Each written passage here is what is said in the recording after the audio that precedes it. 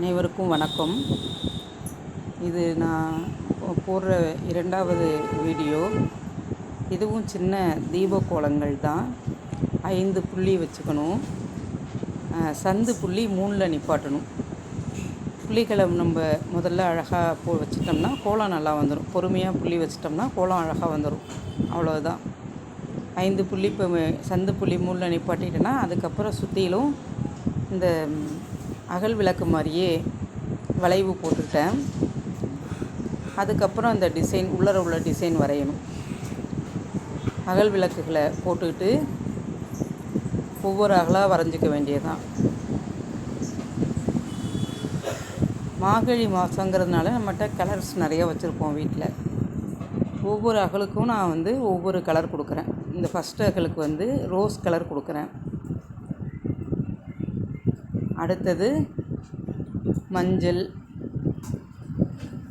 2வது அகலுக்கு மஞ்சள் கலர் கொடுத்தேன். 3வது பச்சை. ஒவ்வொரு அகலும் ஒவ்வொரு கலர். நம்ம தீபாவளிக்கெல்லாம் கலர் கலராக விளக்கு ஏற்றுவோம்ல, கார்த்திகைக்கெலாம் அந்த மாதிரி ஒவ்வொரு அகலுக்கும் ஒவ்வொரு கலர். இது ஆரஞ்சு கலர் கொடுத்துருக்கேன் இந்த அகலுக்கு. இல்லை எல்லாத்துக்கும் ஒரே கலர் கொடுக்குறனாலும் கொடுத்துக்கலாம். இப்போ கலர் நிறையா இருக்கிறதுனால ஒவ்வொன்றுத்துக்கும் ஒவ்வொரு கலர்.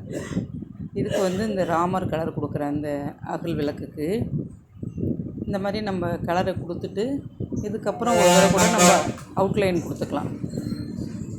அதுக்கப்புறம் நடுப்புற இந்த 2 பிள்ளைங்களுக்கு இடையில் கேப் இருக்குல்ல, அதில் இந்த தீபத்தை வரைகிறேன். ஈஸியாக இருக்கும். 2 பிள்ளைக்கு சென்டராக நம்ம பார்க்க வேணாம்.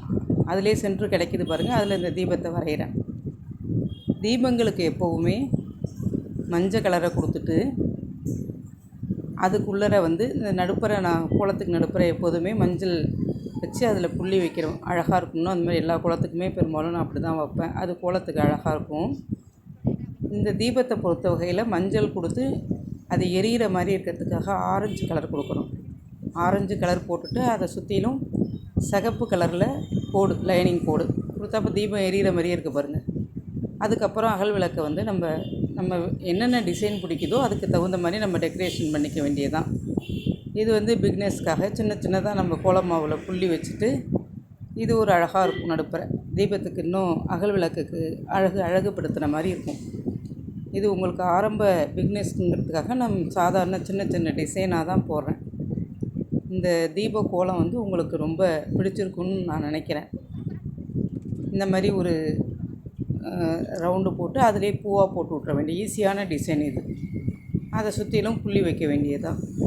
கலரில் வெள்ளை குளமாவில் நம்ம புள்ளி வச்சோம்னா பளிச்சுன்னு எடுக்கும். அதுக்காக அந்த வெள்ளை கலரில் புள்ளி வைக்கிறது ஈஸியாகவும் இருக்கும்.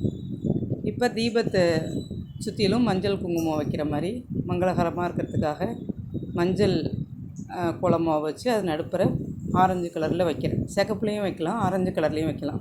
இப்போ பார்த்திங்களா, தீபத்தை சுற்றி மஞ்சள் போட்டு வச்ச மாதிரி இது ஒரு அழகாக இருக்குது.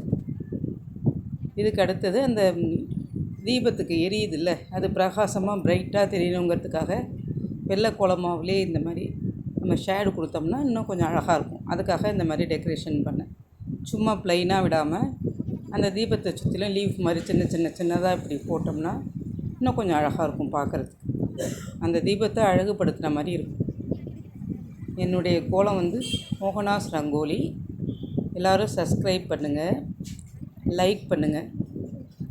தொடர்ச்சியாக இந்த மாதிரி நான் சின்ன கோலங்கள் அப்லோட் பண்ணுறேன். நன்றி, வணக்கம்.